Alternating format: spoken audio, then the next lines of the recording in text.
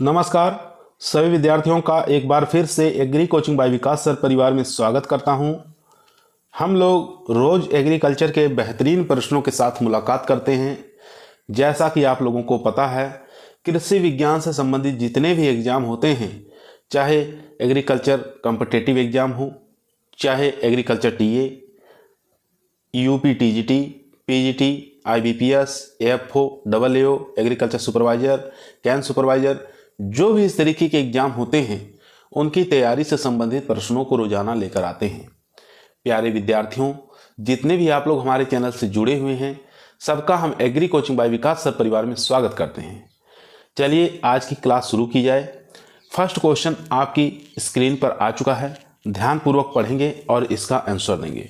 Question कह रहा है जौ की कौन सी प्रजाति छिलका रहित है। तो छिलका रहित प्रजाति आपको बताना है, जौ की कौन सी हो जाएगी। चारों ही ऑप्शन आपकी स्क्रीन पर आ चुका है। प्रगति, जिसको के 508 के नाम से जानते हैं, यहाँ पर देखेंगे के 351। उसके बाद गीतांजलि, जिसको के 1149 के नाम से जानते हैं, करण 3। तो इसमें से बताना है जौ की छिलका रहित प्रजाति कौन सी है। तो यहाँ पर राइट आंसर हो जाएगा डी ऑप्शन। डी ऑप्शन यहाँ पर राइट आंसर हो जाएगा। यहाँ देख सकते हैं जौ परियोजना मुख्यालय, wheat barley project directorate headquarter जो है ये कहाँ पर स्थित है, करनाल यानी कि हरियाणा के अंदर स्थित है। और इसी जगह से, हरियाणा से ही करण 3 नाम की जौ की एक वैरायटी निकाली गई जो कि छिलका रहित वैरायटी है। ठीक है, याद रखेंगे।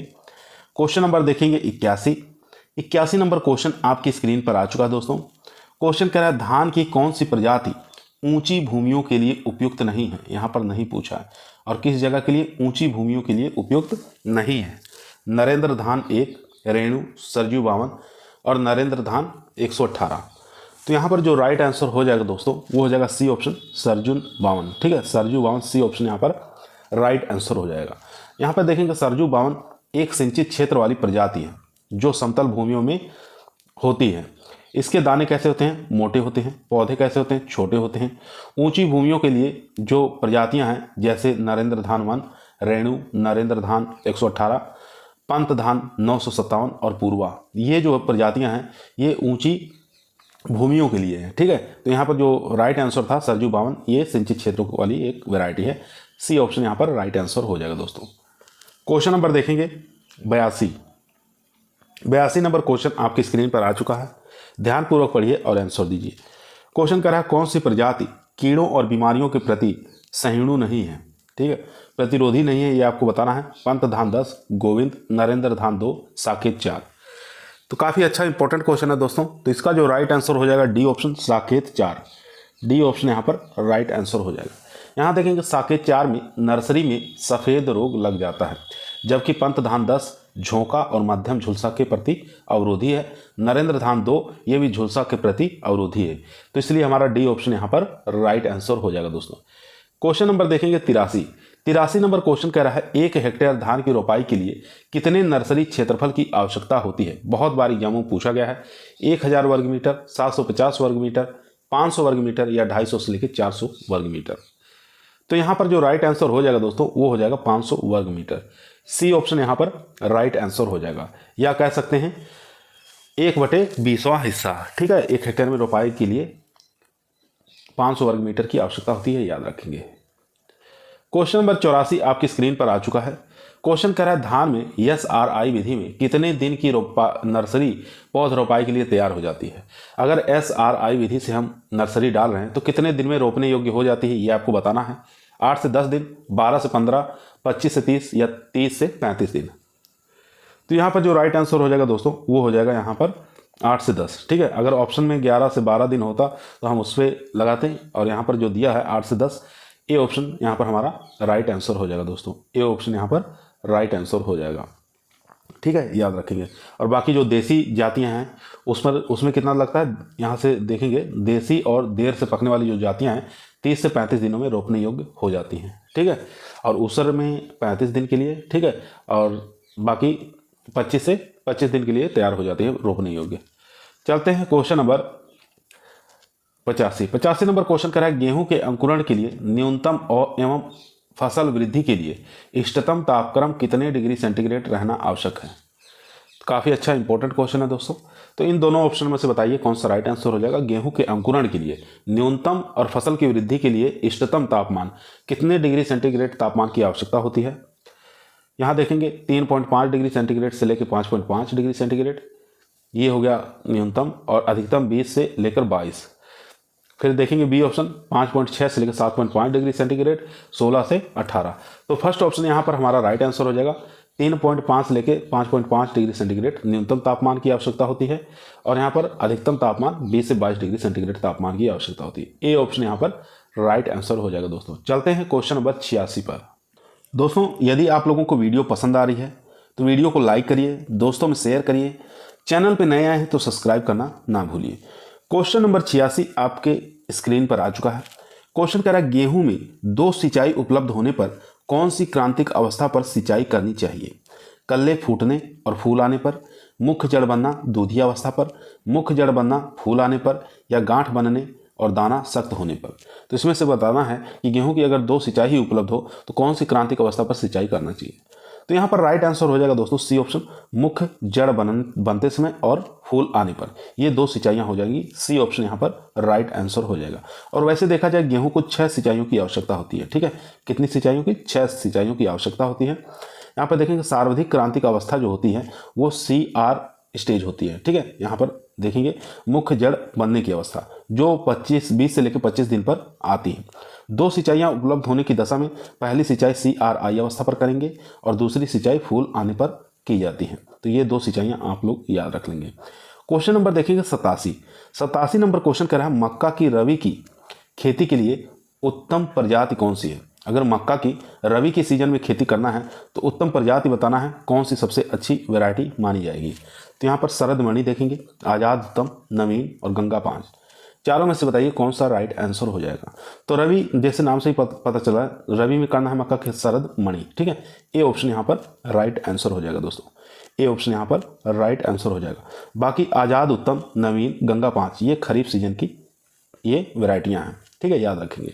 क्वेश्चन नंबर देखेंगे 88 नंबर क्वेश्चन करा है कौन सी जौ की माल्ट हेतु प्रजाति नहीं है। यहाँ पर नहीं पूछा है, याद रखेंगे। तो माल्ट के लिए कौन सी प्रजाति नहीं है? प्रगति, गीतांजलि या ऋतभरा और DL 88। तो इन चारों में से बताइए कौन सा राइट आंसर हो जाएगा। तो यहाँ पर राइट आंसर हो जाएगा B option, Gitanjali. B option यहाँ पर राइट आंसर हो जाएगा दोस्तों। जो गीतांजलि है जिसको हम K1149 के नाम से जानते हैं। ठीक है, याद रखेंगे। ये छिलका रहित वैरायटी है। ठीक है, किस प्रकार की है? छिलका रहित है। बाकी शेष जितनी भी वैरायटियां हैं इसमें छिलका युक्त होती हैं, जिसके कारण क्या होता है? माल्ट बनाने में प्रयोग में लाते हैं। क्वेश्चन नंबर देखेंगे 89। गेहूं है एक नगदी फसल है, खाद्यान्न फसल है, आच्छादित फसल है या इनमें से कोई नहीं। तो सब लोग जानते हैं गेहूं एक प्रकार का खाद्यान्न वाली फसल है। बी ऑप्शन यहाँ पर राइट आंसर हो जाएगा। यहाँ देख सकते हैं खाद्यान्न वाली जो क्रॉप्स होते हैं, गेहूं है, जौ है, धान है, ज्वार, बाजरा, मक्का, जई, सांवा, चीना, ककून, कोदो। ठीक है, ये सब खाद्यान्न वाली हो जाएंगी। नगदी फसलें आपको याद रखना है, एग्जाम में पूछा जाता है। गन्ना, आलू, कपास, तंबाकू, ठीक है, चाय, ये सब नगदी हैं। आच्छादित फसलें लोबिया, मूंग, उड़द, बरसीम। ठीक है, ये आच्छादित फसलें हैं।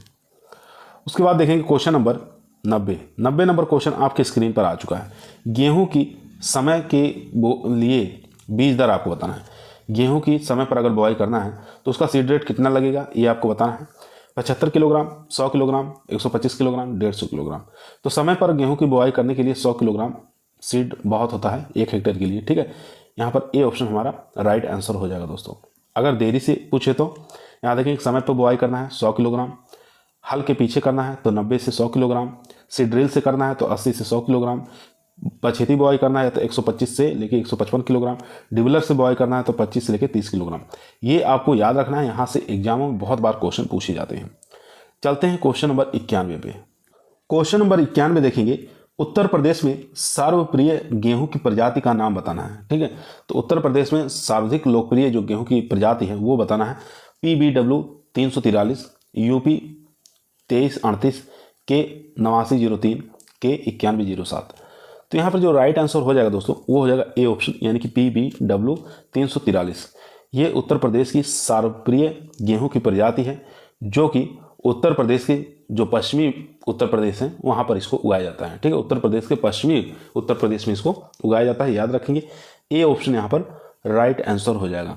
पश्चिमी क्षेत्र में उत्तर प्रदेश की और भी वैरायटियाँ उगाई जाती हैं, जैसे यूपी 2003 है, यूपी 368 है, सोनालिका है, END 2204 है, HD 2281, ठीक है। ये सब वैरायटियाँ जो हैं पश्चिमी उत्तर प्रदेश के लिए अच्छी मानी जाती हैं। अगर पूर्वी की बात करें तो पूर्वी उत्तर प्रदेश के लिए कुछ और भी वैरायटियाँ, जैसे मालविया है पूर्वी, इसमें 55 के पूर्वी, ये उत्तर प्रदेश के पूर्वी क्षेत्र में उगाई जाती है। और यूपी 2003 2P 262 और HP 1102, ठीक है।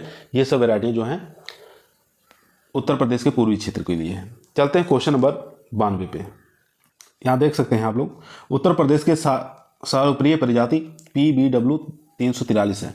यह पश्चिमी उत्तर प्रदेश के लिए उपयुक्त प्रजाति है।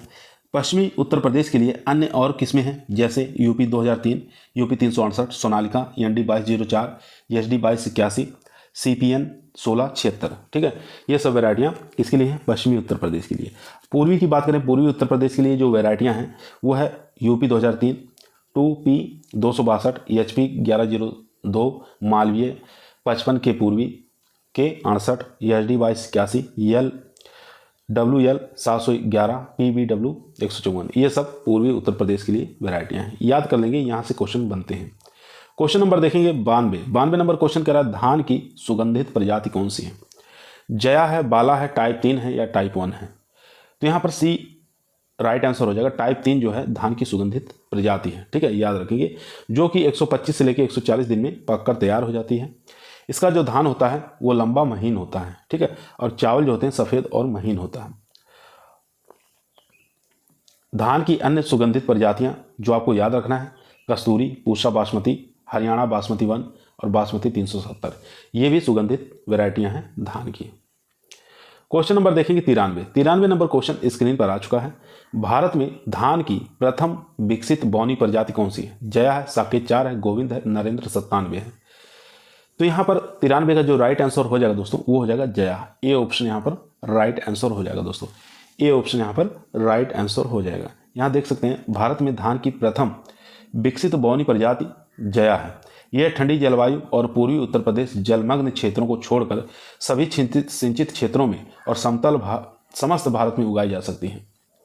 खरीफ में 130 से लेकर 135 दिन और रबी में 135 से 140 दिन में पकती है। पौधे की ऊंचाई 80 से 85 सेंटीमीटर होता है। फसल गिरती नहीं है और दाने सड़ते नहीं हैं। ब्लास्ट और लीफ ब्लास्ट, टुंगरू वायरस, तना छेदक मुख्य रूप से रोधक प्रजाति है, ठीक है, और ये 25 कुंटल तक ये उपज दे देती है। तो काफ़ी अच्छी वैरायटी मानी जाती है जया।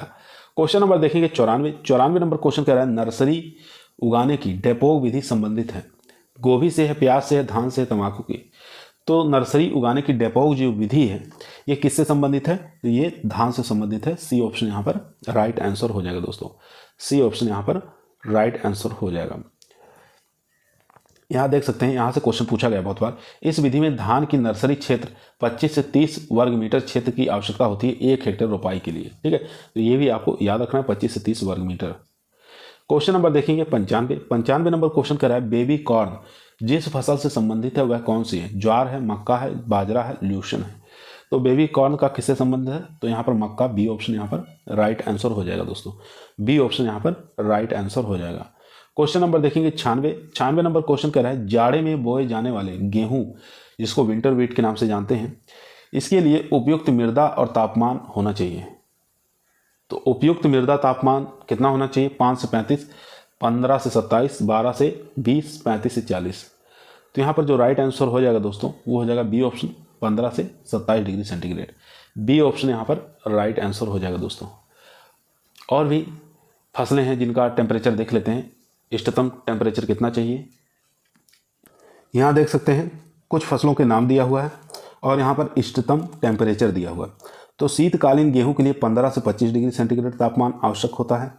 बसंतकालीन गेहूं के लिए 15 से 30, बाजरा के लिए 70 डिग्री फ़ारेनहाइट, मटर के लिए 55 से 75 डिग्री फ़ारेनहाइट, मसूर के लिए 68 से 85 डिग्री फ़ारेनहाइट। ये टेम्परेचर आपको याद रखना है क्योंकि यहाँ से एग्जाम में बहुत बार क्वेश्चन पूछा गया है। यहाँ देखेंगे क्वेश्चन कह रहा है जौ की लवण प्रतिरोधी किस्म कौन सी है? राजकिरण, खर्चिया, म्यूटेंट या खर्चिया या बिलारा 2। तो लवण प्रतिरोधी किस्म पूछ रहा है जौ की, तो यहाँ पर जो राइट आंसर हो जाएगा दोस्तों वो हो जाएगा खर्चिया म्यूटेंट। ठीक है, बी ऑप्शन यहाँ पर राइट आंसर हो जाएगा। बी ऑप्शन यहाँ पर राइट आंसर हो जाएगा दोस्तों, क्योंकि काफ़ी इंपॉर्टेंट चीज़ है। तो यहाँ देखेंगे जौ एक रबी सीजन की फसल है जिसमें 68% कार्बोहाइड्रेट पाया जाता है। ठीक है, 68% कार्बोहाइड्रेट, 11% प्रोटीन और 1.8% इसके अंदर वसा पाया जाता है।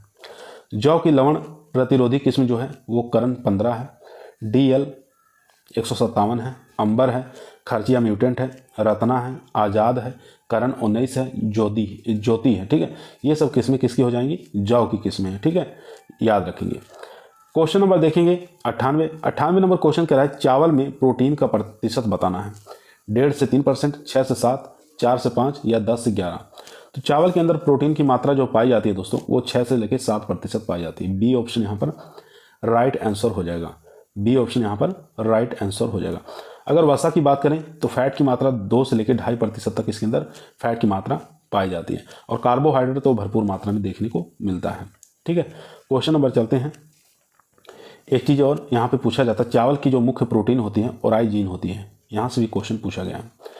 सोरगम को इस कारण ऊँट की फसल के नाम से जाना जाता है। तो आपको बताना है सोरगम जो है उसको किस कारण ऊँट की फसल कहा जाता है? सूखे के प्रतिरोधी या गहरी जल प्रणाली, सतही जल प्रणाली या पुष्टिकर सर्व समावेशता।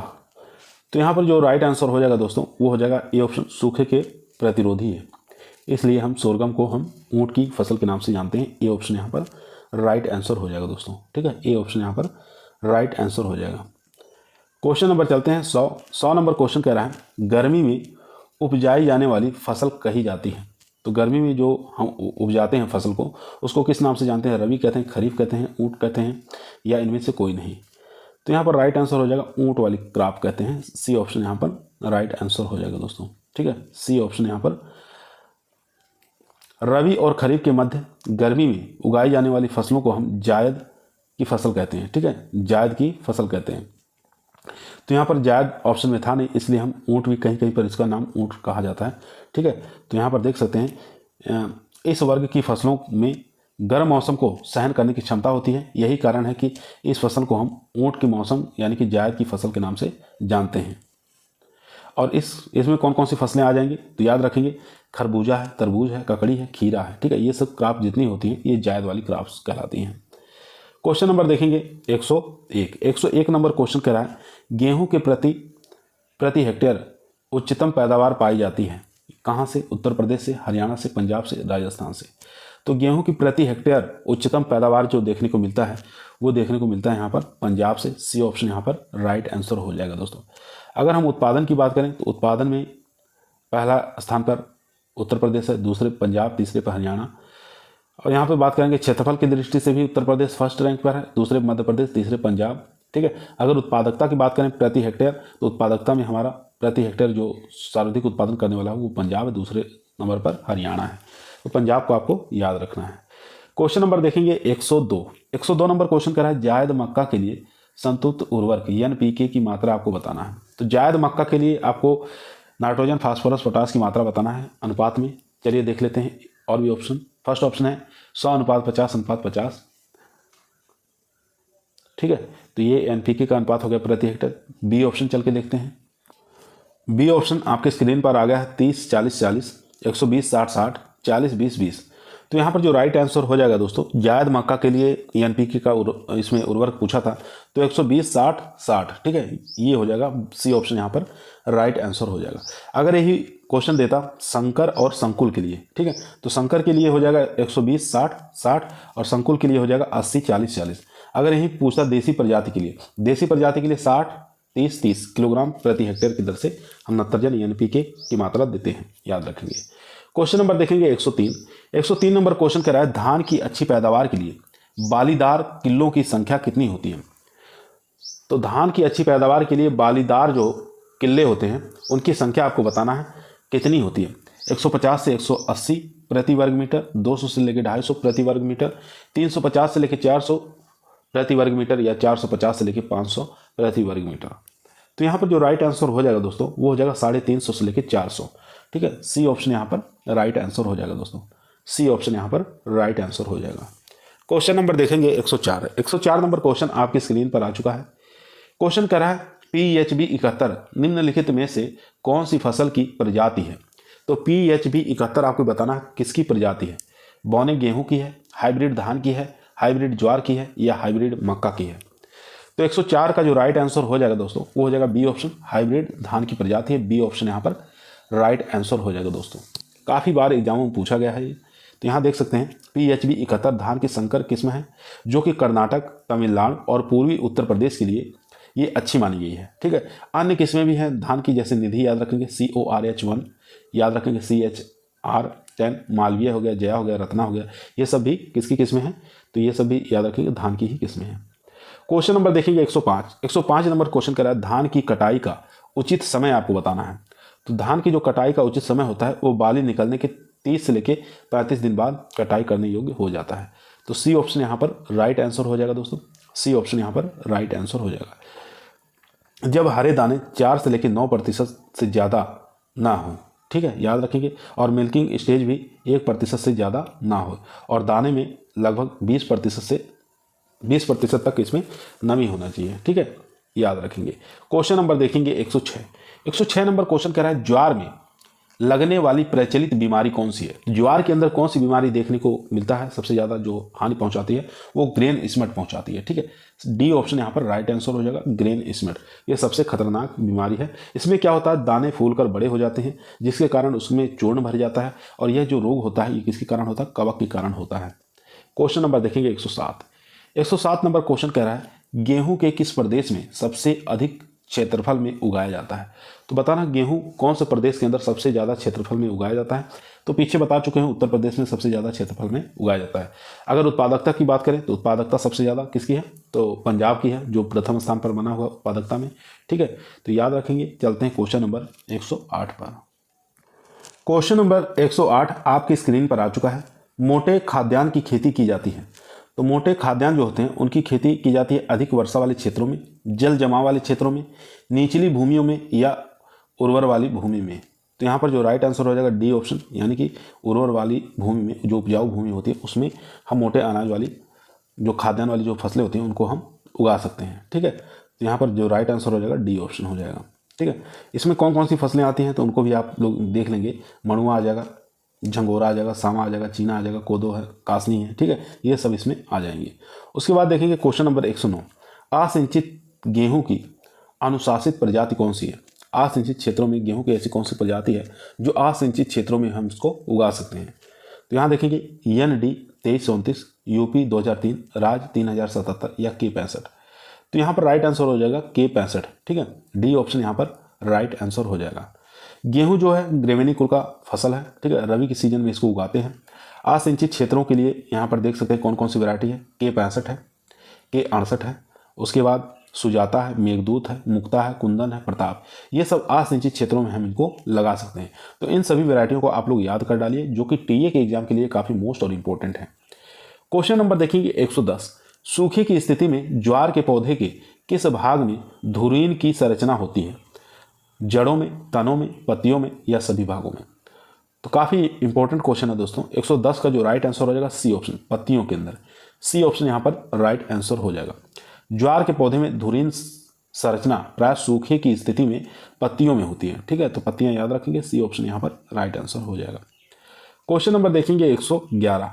बाजरा फसल है, सेल्फ पॉलिनेटेड है, क्रॉस पॉलिनेटेड है या ऑप्टेन क्रॉस पॉलिनेटेड है या इनमें से कोई नहीं। तो काफ़ी इंपॉर्टेंट क्वेश्चन है दोस्तों। तो इसका राइट आंसर हो जाएगा क्रॉस पॉलिनेटेड क्रॉप है। बी ऑप्शन यहाँ पर राइट आंसर हो जाएगा दोस्तों। बी ऑप्शन यहाँ पर राइट आंसर हो जाएगा। बाजरे में 12% नमी, 11.5% प्रोटीन, 67% कार्बोहाइड्रेट और 2.7 खनिज लवण, ये सब पाए जाते हैं। याद रखेंगे। ठीक है, बहुत बार एग्जाम में पूछा गया है। क्वेश्चन नंबर देखेंगे 112। 112 नंबर क्वेश्चन कह रहा है दाना हेतु ज्वार का प्रति हेक्टेयर बीज दर क्या होगा। 12 किलोग्राम, 16 किलोग्राम, 22 किलोग्राम, 20 किलोग्राम। तो यहाँ पर दाना बीज उत्पादन के लिए पूछ रहा है ज्वार का प्रति हेक्टेयर सीड रेट कितना लगेगा। तो यहाँ पर जो राइट आंसर हो जाएगा दोस्तों वो हो जाएगा 9 से 12 किलोग्राम लगता है। तो याद रखेंगे। तो यहाँ पर जो राइट आंसर होगा दोस्तों वो हो जाएगा 12 किलोग्राम। ए ऑप्शन यहाँ पर राइट आंसर हो जाएगा। यहाँ देख सकते हैं दाना हेतु ज्वार की जो फसल बोते हैं 9 से 12 किलोग्राम सीड रेट लगेगा 1 हेक्टेयर के लिए। ठीक है, तो अगर चारे के लिए हम बात करें तो चारे में ज़्यादा लगता है, 35 से लेकर 40 किलोग्राम लगेगा। चारे के लिए कितना लगेगा? 35 से लेकर 40 kilogram per hectare. Question number देखेंगे 13। 113 नंबर क्वेश्चन करा है, निम्नलिखित धान की प्रजातियों में कौन सी सुगंधित प्रजाति है? फिर वही क्वेश्चन रिपीट हुआ है, ठीक है। साकेत 4 है, पंत धान 4 है, बासमती है, सरजू 52 है। तो यहाँ पर सुगंधित प्रजाति बताना है धान की कौन सी हो जाएगी, तो यहाँ पर बासमती जो है ये सुगंधित प्रजाति है। सी ऑप्शन यहाँ पर राइट आंसर हो जाएगा दोस्तों। धान की सुगंधित प्रजातियों में टाइप 3 कस्तूरी, पूषा, बासमती 370 ये सब सुगंधित में आ जाएंगे, ठीक है। और भी धान की वैरायटियां हैं जिनको आपको याद रखना है। मालवीय है, पंत धान 4 है, सरजू 52 है, रत्ना, जया, सकेत, ठीक है, पंत धान 12, नरेंद्र धान 80, 97, 118 ये सब वैरायटियां किसकी हो जाएंगी? धान की हो जाएंगी। क्वेश्चन नंबर चलते हैं 114 पर। दोस्तों यदि आप लोगों को वीडियो पसंद आ रही है तो लाइक करिए, दोस्तों में शेयर करिए, चैनल पे नए हैं तो सब्सक्राइब करना ना भूलिए। इसी प्रकार के वीडियो हम शाम को 8 बजे आप लोगों के बीच में लेकर उपस्थित रहते हैं। क्वेश्चन नंबर 114 आपकी स्क्रीन पर आ चुका है। ध्यानपूर्वक पढ़ेंगे, आंसर देंगे। गेहूं का 90% अंकुरण कितने दिनों बाद होता है? 3 दिन बाद, 5 दिन बाद, 7 से 8 दिन बाद या 15 से 17 दिन बाद? तो गेहूं का जो 90% अंकुरण है वो होता है 7 से लेकर 8 दिन बाद, ठीक है। सी ऑप्शन यहाँ पर राइट आंसर हो जाएगा दोस्तों। यहाँ बात करेंगे 20 से 25 दिनों में इनकी क्राउन जड़ें विकसित हो जाती हैं और 40 से लेकर 45 दिनों में कल्ले निकलते हैं, ठीक है। ये भी आपको याद रखना है। क्वेश्चन नंबर देखेंगे 115। ओराइजा सेटाइवा यल किसका वैज्ञानिक नाम है? गेहूं का है, मक्का का है, जई का है, धान का है? काफ़ी इजी और आसान क्वेश्चन है दोस्तों, तो इसका राइट आंसर हो जाएगा धान का वैज्ञानिक नाम ओराइजा सेटाइवा यल है। और भी वैज्ञानिक नाम है, इनको भी आप याद रखेंगे। धान का ओराइजा सेटाइवा यल, गेहूं का ट्रिटिकम स्टाइवम, मक्का का जियामेज, ज्वार का सोरगम बाइकलर और जई का एविना स्टाइवा, ठीक है, ल्यूशन का मेडिकागो स्टाइवा। ये सब वैज्ञानिक नाम है और यहाँ पर ग्वार का ये काफ़ी इंपॉर्टेंट है नहीं। उसके बाद देखेंगे क्वेश्चन नंबर 116। 116 नंबर क्वेश्चन कर रहा है संकर धान की खेती निम्नलिखित किस देश से ज़्यादा लोकप्रिय हुई? जापान, भारत, चीन, कोरिया? तो संकर धान की खेती तो ज़्यादा लोकप्रिय जो हुई है वो चीन देश से हुई है। सी ऑप्शन यहाँ पर राइट आंसर हो जाएगा दोस्तों। सी ऑप्शन यहाँ पर राइट आंसर हो जाएगा। क्वेश्चन नंबर देखेंगे 117। 117 नंबर क्वेश्चन करा, भारत में उगाई जाने वाली धान की प्रजातियां निम्नलिखित में से किस समूह में संबंधित हैं? इंडिका में आती हैं, जैपोनिका में, जवानिका में या एशियाटिक में? तो यहाँ पर जो इंडिया में धान की खेती करते हैं तो इंडिका समूह में आएंगे, ठीक है। ए ऑप्शन यहाँ पर राइट आंसर हो जाएगा दोस्तों। ए ऑप्शन यहाँ पर राइट आंसर हो जाएगा। यहाँ पर जवानिका भी पूछ सकता है, तो ये इंडोनेशिया में उगाई जाती हैं और जैपोनिका जो है ये जापान में उगाई जाती हैं, नाम से ही पता चल रहा है। क्वेश्चन नंबर देखेंगे 118। 118 नंबर क्वेश्चन कर रहा है ग्रीन ईयर डिजीज किस फसल से संबंधित है? गेहूं से है, ज्वार से है, बाजरा से है या चना, मूंगफली? इन चारों में से बताइए किससे संबंधित है। तो 118 का जो राइट आंसर हो जाएगा बी ऑप्शन, ये बाजरा से संबंधित है। बी ऑप्शन यहाँ पर राइट आंसर हो जाएगा दोस्तों। बी ऑप्शन यहाँ पर राइट आंसर हो जाएगा। ये एक प्रकार के फंगस के कारण होता है, ठीक है, फंगस के कारण होता है, याद रखेंगे। तो फंगस का नाम भी कभी कभी पूछ लेता है, तो ये सर्कोस्पोरा ग्रेमिनिकोला इसका वैज्ञानिक नाम होता है फंगस के कारण, इसी कारण ये लगता है, ठीक है। क्वेश्चन नंबर देखेंगे 119। 119 नंबर क्वेश्चन कह रहा है धान के पौधों में पेनिकल निकलने की अवस्था है ट्रांसप्लांटिंग के बाद या मैक्सिमम किल्लक निकलने के बाद? बाकी 2 ऑप्शन और भी देख लेते हैं। दोनों ही ऑप्शन आपकी स्क्रीन पर आ चुका है, बूटिंग अवस्था के बाद या ट्रांसप्लांटिंग के बाद कभी भी। तो क्वेश्चन पूछा था धान के पौधे में पेनिकल निकलने की अवस्था, तो धान के पौधे में पेनिकल निकलने की अवस्था जो है वो बोटिंग के बाद, ठीक है। यहाँ पर सी ऑप्शन राइट आंसर हो जाएगा। सी ऑप्शन यहाँ पर राइट आंसर हो जाएगा दोस्तों। यहाँ देख सकते हैं धान के पौधे में जनन अवस्था यानी कि पुष्पावस्था आने के पहले जो पत्तियों के बीच में तने पर संरचना बनती है उसे हम बूटिंग अवस्था कहते हैं। इस अवस्था के बाद पेनिकल बाहर निकल आते हैं और उन पर परागकण लगे रहते हैं, ठीक है। तो यहाँ पर सी ऑप्शन हमारा राइट आंसर हो जाएगा। यहाँ देख सकते हैं यूपी पीजीटी में पूछा गया, यूपी लोअर में पूछा गया, यूपी पीसीएस प्री में पूछा गया है। क्वेश्चन नंबर देखेंगे 120। 120 नंबर क्वेश्चन कह रहा है धान की रोपाई के लिए सतह से उपयुक्त गहराई होनी चाहिए 10 सेंटीमीटर, 20 सेंटीमीटर, 5 सेंटीमीटर, 15 सेंटीमीटर। तो धान की रोपाई के लिए सतह से उपयुक्त जो गहराई होनी चाहिए वो होनी चाहिए 5 सेंटीमीटर। सी ऑप्शन यहाँ पर राइट आंसर हो जाएगा। 3 से 5 सेंटीमीटर आपको याद रखना है, ठीक है। और क्वेश्चन नंबर चलते हैं 121। 121 नंबर क्वेश्चन कह रहा है भारत में किस फसल का सर्वाधिक क्षेत्रफल और उत्पादन है? गेहूं, मक्का, धान और ज्वार? क्षेत्रफल भी पूछ रहा है और उत्पादन भी, कौन सी फसल का है। तो यहाँ पर जो राइट आंसर हो जाएगा दोस्तों वो हो जाएगा धान का, पेड़ी का। सी ऑप्शन यहाँ पर राइट आंसर हो जाएगा दोस्तों, सी ऑप्शन यहाँ पर राइट आंसर हो जाएगा। और दूसरे नंबर पर किसका आता है, गेहूं का आता है, याद रखेंगे। क्वेश्चन नंबर देखेंगे, सैनिक कीट किस अवस्था को अधिक हानि पहुंचाता है। ठीक है, 122 नंबर क्वेश्चन कह रहा है सैनिक कीट किस फसल को सबसे अधिक हानि पहुंचाता है, उड़द को, अरहर को, मूंग को या धान को। तो 122 का जो राइट आंसर हो जाएगा धान को सबसे ज़्यादा हानि पहुंचाता है, डी ऑप्शन यहाँ पर राइट आंसर हो जाएगा दोस्तों, धान को सबसे ज़्यादा हानि पहुंचाता है। क्वेश्चन नंबर देखेंगे 123 नंबर क्वेश्चन कर रहा है जल प्रिय प्रजाति है, किसकी प्रजाति है, मक्का की है, ज्वार की है, धान की है, जौ की है। तो 123 का जो राइट आंसर हो जाएगा जौ की प्रजाति है, जल प्रिया। ठीक है, डी ऑप्शन यहाँ पर राइट आंसर हो जाएगा दोस्तों। क्वेश्चन नंबर देखेंगे 124 नंबर क्वेश्चन कर रहा है धान तथा गेहूं में कितने कितने पुंकेसर पाए जाते हैं। तो धान में भी बताना है और गेहूं में बताना है। पहले आप धान में देखेंगे, ये धान का, इधर का धान का हो गया, इधर का गेहूं का हो गया। तो बताना है धान और गेहूं में कितने कितने पुंकेसर पाए जाते हैं। 3 पुंकेसर धान में, 3 पुंकेसर गेहूं में, 6 पुंकेसर धान में, 6 पुंकेसर गेहूं में, या 3 पुंकेसर धान में, 6 पुंकेसर गेहूं में, 6 पुंकेसर धान में या 3 पुंकेसर गेहूं में। तो इसमें से बताइए क्या राइट आंसर हो जाएगा। तो दोस्तों धान के अंदर 6 पुंकेसर पाए जाते हैं और गेहूं के अंदर 3 पुंकेसर पाए जाते हैं। ठीक है, तो यहाँ पर डी ऑप्शन हमारा राइट आंसर हो जाएगा। धान में याद रखेंगे 6 और गेहूं में याद रखेंगे 3। और भी पुंकेसरों की संख्या है, चलिए देख लेते हैं। ज्वार में, सरसों में, ठीक है, मटर वटर में, इसमें कितने कितने पाए जाते हैं। दोस्तों यहाँ देख सकते हैं धान के अंदर 6 पुंकेसर पाए जाते हैं, मक्का के अंदर 3 पुंकेसर पाए जाते हैं, गेहूं के अंदर 3 पुंकेसर पाए जाते हैं, मटर के अंदर 10 पुंकेसर पाए जाते हैं, ज्वार में 3, अरहर में 10 और सरसों में 6 पुंकेसर। अगर यहाँ पर धान और सरसों का पूछता तो 6 पुंकेसर पाए जाते हैं। ठीक है, याद रखेंगे। यहाँ से बहुत बार एग्जामों में क्वेश्चन बने हैं। क्वेश्चन नंबर देखेंगे 125 नंबर क्वेश्चन कह रहा है सामान्यतः धान्य फसलों में कमी पाई जाती है।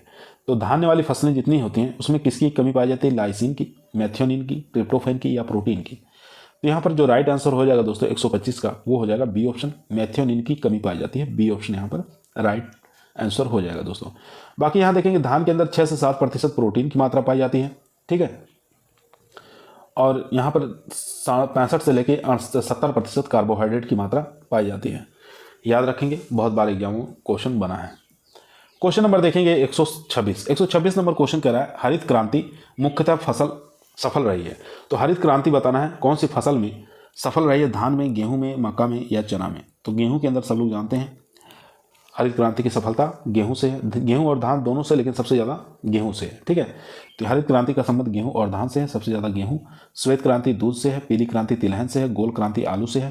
ठीक है, याद रखेंगे, ये सब क्रांतियाँ बहुत बार पूछा गया। नीली क्रांति मछली से है, गुलाबी क्रांति झींगा उत्पादन से है, कृष्ण क्रांति खनिज तेल से है, धूसर क्रांति खाद्यान्न से है, रजत क्रांति अंडे और मांस से है। ठीक है, सुनहरी क्रांति सेब और फल से है। याद रखेंगे। क्वेश्चन नंबर देखेंगे 127 नंबर क्वेश्चन करा है SRI तकनीक प्रयोग में लाई जाती है। SRI तकनीक प्रयोग में लाई जाती है धान में, गेहूं में, मक्का में या मूंगफली में। तो काफ़ी इजी और आसान क्वेश्चन है, धान के अंदर ये प्रयोग में लाई जाती है। ए ऑप्शन यहाँ पर राइट आंसर हो जाएगा। कभी कभी ये पूछा जाता है SRI एक तकनीक जो है धान की, ये कहाँ से विकसित की गई, इसका आविष्कार कहाँ से हुआ। तो याद रखेंगे इसका आविष्कार जो है मेडागास्कर में सन 1983 में फादर हेनरी डी लिलेने ने किया था। याद रखेंगे, इस विधि में 5 किलोग्राम प्रति हेक्टेयर की दर से सीड लगता है और 9 से लेकर 12 दिन में रोपने योग्य तैयार हो जाती है। और इसकी रोपाई जो है 25 × 25 सेंटीमीटर पर की जाती है। ठीक है, एक स्थान पर एक ही पौधे रखे जाते हैं और 2 सेंटीमीटर की गहराई पर इसको रोपा जाता है। यहाँ से एक क्वेश्चन बनने की काफ़ी ज़्यादा संभावना है टीए की एग्जाम के लिए। यहाँ देख सकते हैं यूपी टीजीटी में पूछा गया, पीजीटी में पूछा गया, पीसीएस के अंदर पूछा गया है क्वेश्चन नंबर देखेंगे 128 नंबर क्वेश्चन कह रहा है FIRB विधि विकसित की गई बुआई के लिए। किसकी बुआई के लिए यह विधि विकसित की गई, धान के लिए, गेहूं के लिए, दलहनी फसलों के लिए, बाजरा के लिए। तो यहाँ पर जो राइट आंसर हो जाएगा गेहूं के लिए। ठीक है, बी ऑप्शन यहाँ पर राइट आंसर हो जाएगा। यहाँ गेहूं की कुछ बुआई की विधियाँ याद रखेंगे जो कि एग्जाम में पूछा जाता है। गेहूं की जो बुआई की विधियाँ हैं, 0 टिल सीड ड्रिल, एक ये आपको याद रखना है। केरा विधि किससे संबंधित है, तो गेहूं से। पोरा विधि किससे संबंधित है, गेहूं से। डिबलिंग विधि, ठीक है, ये भी गेहूं से। तो याद रखेंगे। तो यहाँ पर जो राइट आंसर हो जाएगा दोस्तों वो हो जाएगा गेहूं, यानी कि बी ऑप्शन राइट है। चलते क्वेश्चन नंबर 129 पर। दोस्तों, यदि आप लोगों को एग्रीकल्चर टीए के एग्जाम के अंदर सिलेक्शन लेना है तो ईमानदारी के साथ चैनल को जरूर सब्सक्राइब करें। यह आपका परिवार है जो सरकारी नौकरी की तरफ ले जाएगा। क्वेश्चन नंबर 129 आपकी स्क्रीन पर आ चुका है। क्वेश्चन कह रहा है, भारत की प्रथम संकर किस्म का विकास किस फसल में हुआ था? बाजरा, कपास, ज्वार या मक्का? तो यहाँ पर जो राइट आंसर हो जाएगा दोस्तों वो हो जाएगा डी ऑप्शन, यानी कि मेज के अंदर, मक्का के अंदर। डी ऑप्शन यहाँ पर राइट आंसर हो जाएगा दोस्तों। यहाँ देख सकते हैं भारत में प्रथम संकर किस्म का विकास मक्का फसल में हुआ था। वर्ष 1957 में अखिल भारतीय समवंत मक्का सुधार परियोजना का शुभारंभ किया गया। यह भारत की सर्वप्रथम समन्वित परियोजना थी। इस परियोजना के अंतर्गत विकसित उन्नतशील संकर किस्मों का विमोचन हुआ, ठीक है, 1962 में। क्वेश्चन नंबर देखेंगे 130 नंबर क्वेश्चन करा है, चपाती वाले गेहूं में क्रोमोजोम संख्या बताना है, ठीक है। ब्रेड व्हीट जो होते हैं उनको क्रोमोजोम संख्या कितना होता है? 22 होता है, 32 होता है, 42 या 62 है। तो यहाँ पर 42 इसका राइट आंसर हो जाएगा। सी ऑप्शन यहाँ पर राइट आंसर हो जाएगा। क्वेश्चन नंबर देखेंगे 131, गेहूं का सर्वाधिक उत्पादन करने वाला क्षेत्रफल और उत्पादन दोनों में बताना कौन सा राज्य है? पंजाब है, उत्तर प्रदेश है, हरियाणा या बिहार? तो 131 का जो राइट आंसर हो जाएगा वो हो जाएगा उत्तर प्रदेश। बी ऑप्शन यहाँ पर राइट आंसर हो जाएगा। क्षेत्रफल और उत्पादन दोनों में उत्तर प्रदेश का फर्स्ट रैंक है। अगर उत्पादकता में पूछे तो पंजाब है। क्वेश्चन नंबर देखेंगे 132, उस जोड़े का चयन करें जो सही सुमेल नहीं है, ठीक है। कौन सा ऐसा जोड़ा है जो सही मेल नहीं खाता है? इमर गेहूं का वैज्ञानिक नाम ट्रिटिकम डाइकोकम होता है, ये आपको बताना है। ये एकदम सही जोड़ा है। उसके बाद मैक्रोनी गेहूं का ट्रिटिकम ड्यूरम होता है, तो मैक्रोनी गेहूं का जो है वैज्ञानिक नाम ट्रिटिकम ड्यूरम होता है, ये भी ठीक है। मैक्सिकन गेहूं का वैज्ञानिक नाम ट्रिटिकम स्टाइवम होता है, तो मैक्सिकन गेहूं का वैज्ञानिक नाम जो होता है ट्रिटिकम स्टाइवम होता है, ये एकदम ये भी सही है। भारतीय बोना गेहूं का ट्रिटिकम वाल्गियर होता है, तो ये ट्रिटिकम वाल्गियर नहीं होता, यही हमारा इनकरेक्ट आंसर हो जाएगा, ठीक है। यहाँ पर जो राइट आंसर हो जाएगा वो हो जाएगा डी ऑप्शन, ठीक है। तो इसका होता है स्पोरोकोकम, ठीक है, स्फेरोकोकम कोकम याद रखेंगे। ट्रिटिकम स्फेरोकोकम होता है भारतीय बोना गेहूं का, ना कि वेलगेयर होता है, तो याद रखेंगे। यहाँ पर इनकरेक्ट पूछा था तो इनकरेक्ट हमारा हो जाएगा डी ऑप्शन। चलते हैं क्वेश्चन नंबर 133 पर। 133 नंबर यहाँ देख सकते हैं कि इमर गेहूं का वैज्ञानिक नाम ट्रिटिकम डाइकोकम होता है, माइक्रोनी गेहूं का ट्रिटिकम ड्यूरम होता है, मैक्सिकन गेहूं का ट्रिटिकम स्टाइवम होता है और भारतीय बोना गेहूं का ट्रिटिकम स्पोरोकोकम होता है। क्वेश्चन नंबर 133 आपकी स्क्रीन पर आ चुका है। क्वेश्चन कह रहा है, गेहूं में पोटास की कमी की पहचान बताना है। तो गेहूं में पोटास की कमी की पहचान क्या लक्षण है? पत्तियां पीली पड़ जाती हैं, पौधे में कल्ले अधिक निकलते हैं, बालियां कम बनती हैं, दाने सिकुड़ जाते हैं, या उपयुक्त सभी है? तो 133 का जो राइट आंसर हो जाएगा दोस्तों वो हो जाएगा ए ऑप्शन, पत्तियां पीली पड़ जाती हैं। ये पोटास की कमी के लक्षण होते हैं। ए ऑप्शन यहाँ पर राइट आंसर हो जाएगा दोस्तों, ठीक है। और इसमें क्या होता है, इसकी कमी से दाने में चमक नहीं आ पाते हैं और उसकी स्वास्थ्य जो होता है वो बिगड़ जाता है। क्वेश्चन नंबर देखेंगे 134, धान की बौनी किस्में होती हैं। तो धान की जो बौनी किस्में होती हैं दीर्घ प्रकाशीय होती हैं, अल्प प्रकाशीय होती हैं, या दिवस निष्प्रभावी होती हैं, या पहले दीर्घ बाद में अल्प प्रकाशीय होती हैं? तो यहाँ पर जो राइट आंसर हो जाएगा डी ऑप्शन, यानी पहले दीर्घ होती हैं और बाद में अल्प प्रकाशीय होती हैं, ठीक है। डी ऑप्शन यहाँ पर हमारा राइट आंसर हो जाएगा दोस्तों। चलते हैं क्वेश्चन नंबर 135 पर। क्वेश्चन नंबर 135 आपकी स्क्रीन पर आ चुका है दोस्तों। क्वेश्चन करा, शीतकालीन धान्य फसलों के अंकुरण के लिए आवश्यक औसत मृदा तापक्रम होना चाहिए। तो शीतकालीन जितनी भी धान्य वाली फसलें होती हैं उनके अंकुरण के लिए टेम्परेचर कितना आवश्यक होता है? 10 से 14, 15 से 18, 18 से 20 या 30 से 40? तो यहाँ पर राइट आंसर हो जाएगा 18 से 20 डिग्री सेंटीग्रेड तापमान आवश्यक होता है, ठीक है। यहाँ पे देख सकते हैं शीतकालीन सभी धान्य वाली जो फसलें होती हैं उसके अंकुरण के लिए 18 से 20 डिग्री सेंटीग्रेड तापमान की आवश्यकता होती है, और ग्रीष्मकालीन जितनी भी फसलें होती हैं उनके अंकुरण के लिए 21 से 37 डिग्री सेंटीग्रेड तापमान की आवश्यकता होती है। क्वेश्चन नंबर देखेंगे 136 नंबर क्वेश्चन कह रहा है, which on the following his use of brown manuring in rice, ठीक है। तो इसका राइट आंसर हो जाएगा 2,4-D, ठीक है। ब्राउन मैन्योरिंग इन राइस में यूज करते हैं 2,4-D का, याद रखेंगे। क्वेश्चन नंबर यहाँ देखेंगे 137, मैच कराना है। एक तरफ क्रॉप दिया हुआ है, एक तरफ उस क्रॉप का यूज क्या होता है, ठीक है, इसमें बताना है। यहाँ पर देखेंगे हेविया का यूज आपको बताना है कि इसमें करते हैं। तो हेविया का यूज रबड़ बनाने में प्रयोग में लेते हैं, 5 के साथ चला जाएगा। उसके बाद जूट का प्रयोग हम किस में करते हैं? तो फाइबर बनाने में जूट का प्रयोग किया जाता है। कॉटन का प्रयोग किस में होता है? टेक्सटाइल में प्रयोग किया जाता है। फोर्थ ऑप्शन, ग्राउंड नट का प्रयोग किस में करते हैं? तो ऑयल में प्रयोग किया जाता है। ठीक है। थर्ड ऑप्शन के साथ कोकोआ का जानते हैं चॉकलेट बनाने में प्रयोग में लिया जाता है, ठीक है। ए ऑप्शन यहाँ पर राइट आंसर हो जाएगा।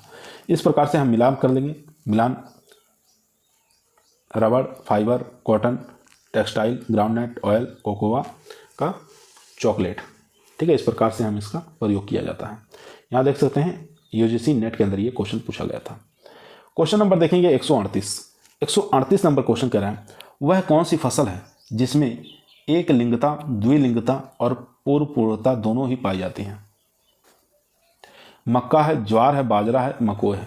तो मक्का के अंदर ऐसा देखने को मिलता है, तो ए ऑप्शन यहाँ पर राइट आंसर हो जाएगा दोस्तों, मक्का। क्वेश्चन नंबर देखेंगे 139 नंबर क्वेश्चन आपकी स्क्रीन पर आ चुका है दोस्तों। ये आज के हमारे इस वीडियो का लास्ट क्वेश्चन रहेगा। क्वेश्चन कह रहा है गेहूं में शुद्ध कार्बन डाइऑक्साइड ग्रहण का इष्टतम तापमान बताना है, कितना होना चाहिए। 20 डिग्री सेंटीग्रेड, 24 डिग्री सेंटीग्रेड, 28 या 32। तो यहाँ पर जो राइट आंसर हो जाएगा दोस्तों वो हो जाएगा 24 डिग्री सेंटीग्रेड। बी ऑप्शन यहाँ पर राइट आंसर हो जाएगा। गेहूं और जौ में शुद्ध कार्बन डाइऑक्साइड ग्रहण का इष्टतम टेम्परेचर 24 डिग्री सेंटीग्रेड होना चाहिए, याद रखेंगे। चाहे गेहूं का पूछे चाहे जौ का, दोनों का आपको याद होना चाहिए 24। बी ऑप्शन यहाँ पर राइट आंसर हो जाएगा। दोस्तों आज की वीडियो हमारी यहीं समाप्त हुई। पसंद आई हो तो लाइक करिए, दोस्तों में शेयर करिए, चैनल पे नए आए हैं तो सब्सक्राइब करना ना भूलिए। कल जो हम आप लोगों के बीच में 8 बजे वीडियो यानी कि प्रश्न जो लेकर आएंगे वो दलहनी फसलें, जितनी भी दलहनी फसलें होती हैं उससे संबंधित प्रश्नों को लेके आएंगे, जो कि आपके टीए एग्जाम के लिए काफ़ी मोस्ट और इम्पोर्टेंट क्वेश्चन रहेंगे। तो उस वीडियो को कल वाली जरूर देखिएगा दोस्तों। कल फिर मुलाकात करते हैं शाम को 8 बजे। तब तक सभी लोगों को धन्यवाद।